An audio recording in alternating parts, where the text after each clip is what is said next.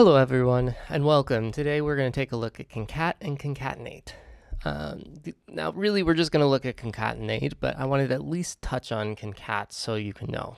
This is in Google Sheets, so it just doesn't make sense for you to use it at any point, but we'll at least explain it. So wanted to have it there. So concat and concatenate are ones that allow you to basically take text and then put it all together into a cell. So say you're given this data set, and from the first name and last name, you were asked to put the full name and an email for that person using something like, first name _ last name at youremail.com. So we're going to take a look at how we can use that with these functions. So again, like I said, we're going to start with concat. Now concat is only 2 values.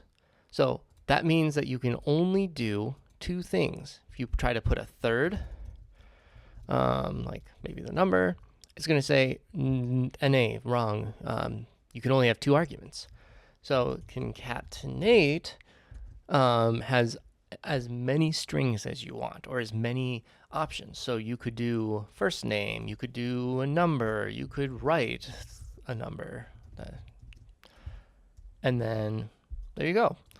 Now, if I pull this down, just as a note, you can see that the cell references will update. So Lorna, Abby, Rio, but the text and the numbers will stay the same for all of them. So just take that into consideration, both for what we'll do here to get full name and email, but also just for your own use. So for full name, let's do concatenate Lorna, and then the comma is to then separate to the next string. So the next, let's say we want to use underscores for our no, we're not doing emails, sorry.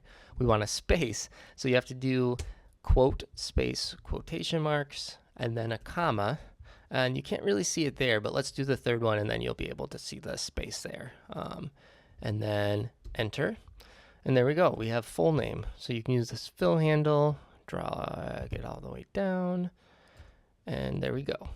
Now, you don't see it here because there is a space actually. But let's say you have another like Samuel.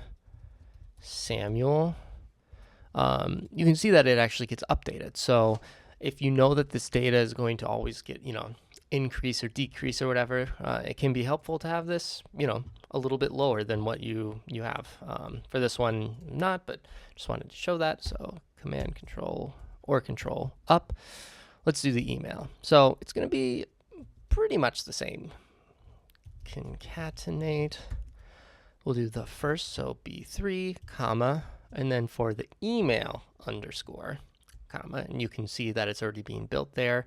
This is what the end result is going to be in blue. So let's do last name, then one more comma, and then this would be like your domain or whatever the end of your email will be. So at youremail.com. Push enter. If you get the suggested autofill, I'm going to do Command enter. And there we go. So now you have full names and emails, and we didn't have to really write any of it. It would be very tedious to do it by hand. Now, some of you might actually be wondering what I'm going to do with some of these. Let's say for this one who has 2 first names, or this person who has 2 last names.